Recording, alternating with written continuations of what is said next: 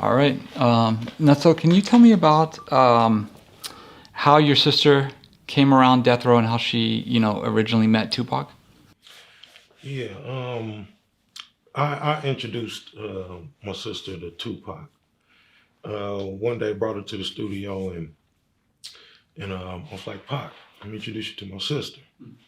He was like, "Okay, where's she?" She's little, so he looking around like, "Where's she at?" So she right here. She always been little. So I'm like, "Yeah, that's my sister right here, Keyshia."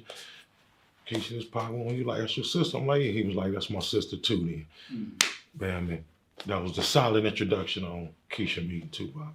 Okay. And how old was she when that 96? That was 96, so that was she was like 14. Okay. Yeah, like Okay. 14. She had did an interview and she had mentioned that in Vegas before the shooting that Tupac had confided in her that he was going to leave Death Row. Did you ever hear about that, or do you have an opinion about that?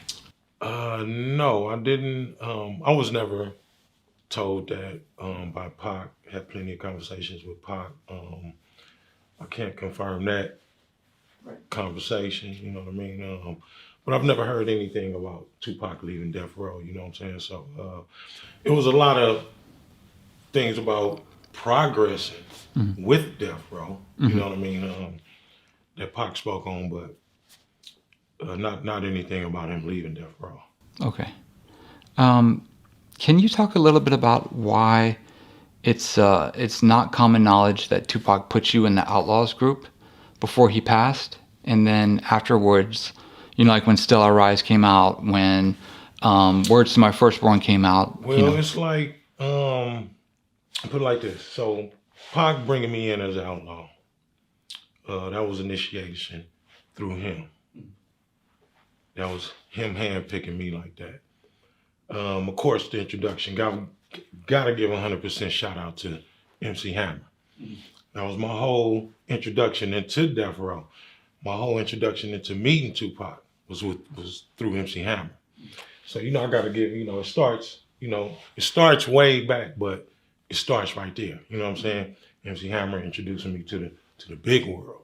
You know what I mean? So shout out to Ham on that. You know what I mean? And being that Pac took an interest in my music, and in particular one song. It was a song called Thug Living that I did, and Pac liked that. And from that song, he was like, "Oh yeah, I gotta rock with him. I need him on the team." You know what I mean? So, and of course, I'm a rock. You know what I mean? So I'm rock and roll. So make a long story short, Hammer introduced me to Tupac, the whole Death Row family. Pac brought me in as an outlaw. That was a meeting that took place after, forget what actual day it was on, but that was a meeting that took place right after the studio session Smile that Tupac and Face did. So we was all up in there. Scarface, Face Mob, Tupac, the rest of us Outlaws. All up in there chilling. So after that session, that's when we went back to the Malibu mansion. Had a little meeting. I was downstairs chilling. He told me to chill downstairs for about 5 minutes. So he went up, came back. "All right, Nuts, come on up." So I go up. Me, rest of the Outlaws, we chilling in the room. Pac right there, Pac breaking down the blueprint. You know what I mean? Saying this and then saying that. And right along with saying, everybody that agreed Nuttso to be an outlaw, raise your hand and say, "Ah." It was a favorable thing, you know what I mean? So everybody in the room raised their hand, voted me in, you know what I'm saying, upon his shout out to say, "Y'all agree Nuttso being an outlaw." And that's how I became an outlaw.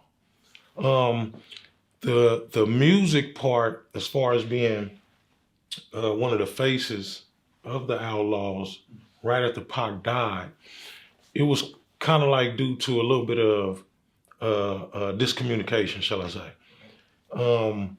What I did was I fell back. I'm like, I don't know what's going on. Pac just, it's going down. The city haywire. You don't know nothing. Everybody talking and then everybody quiet. You know what I mean? So it's like, who's saying? No, I ain't believing nothing. You know what I mean? So I fell back.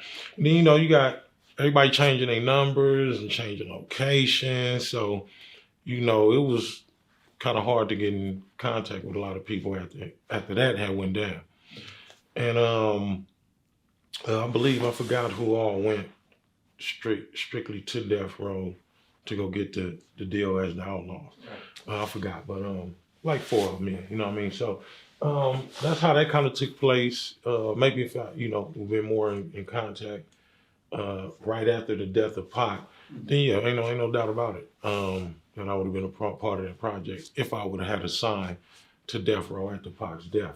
But after that, it was like, man, Pac, man, it's like, man, you don't know. That's like, you growing up in the hood and somebody get knocked down, you got to fall back. Especially if your homeboy get knocked down, you got to be like, man, okay, who did it? We got to regroup. We got to see what's going on. We got to, you know what I'm saying? Was it an accident? Was it on purpose? Was it intended? Was it for somebody else? You know what I'm saying? What's going on? So, and everybody being quiet, not talking. And then, I started slowly gaining, contact after contact after contact.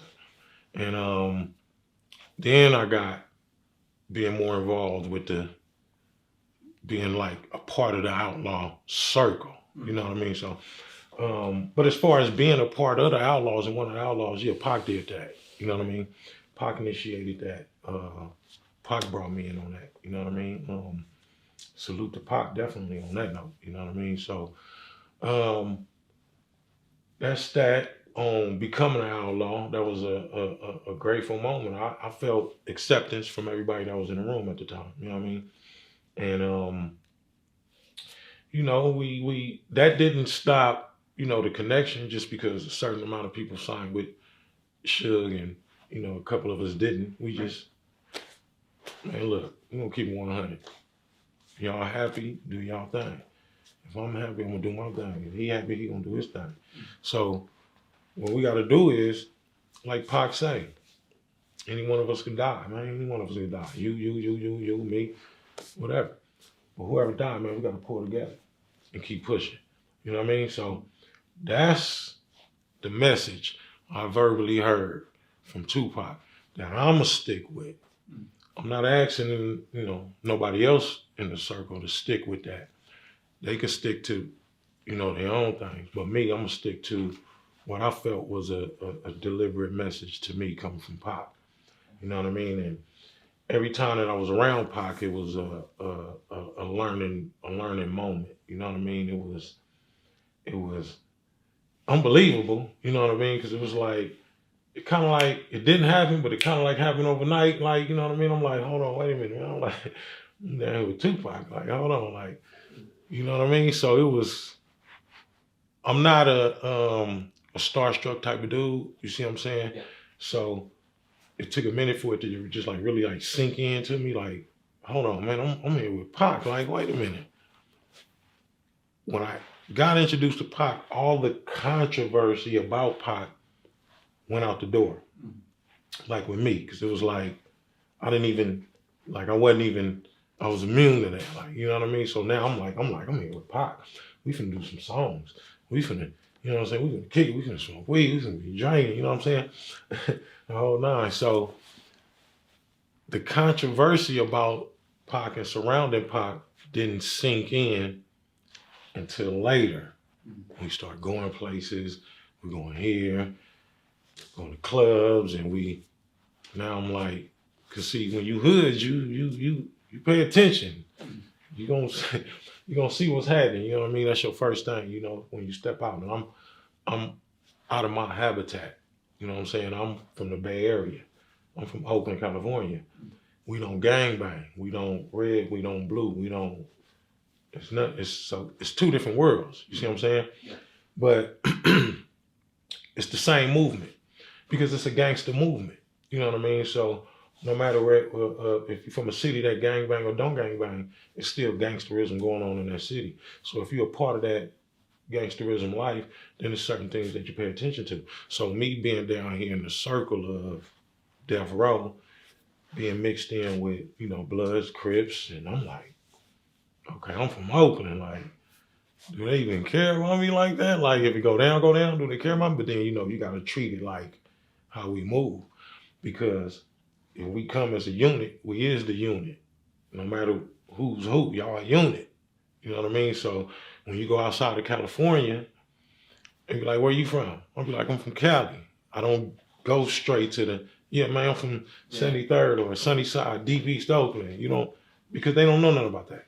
You know what I mean? So they going off how you move.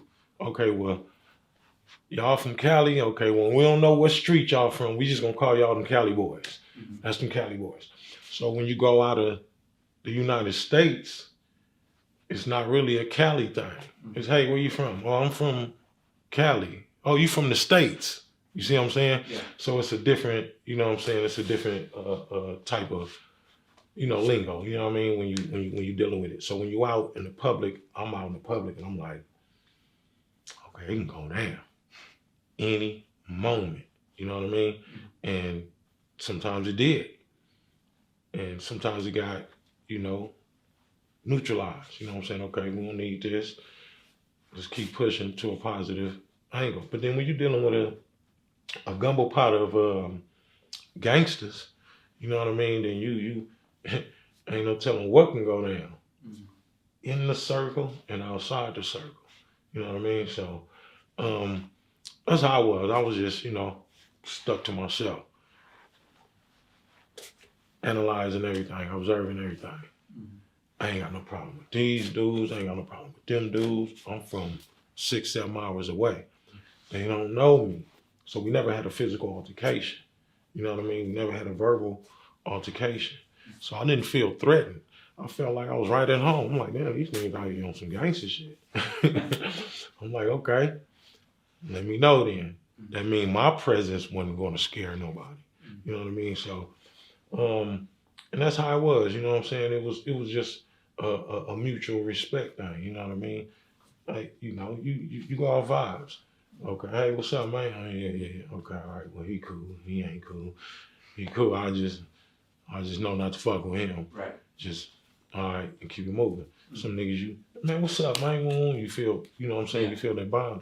So that's how I was. You know what I'm saying? I was more observative and low key when doing my Deathrow Days. You know. Gotcha.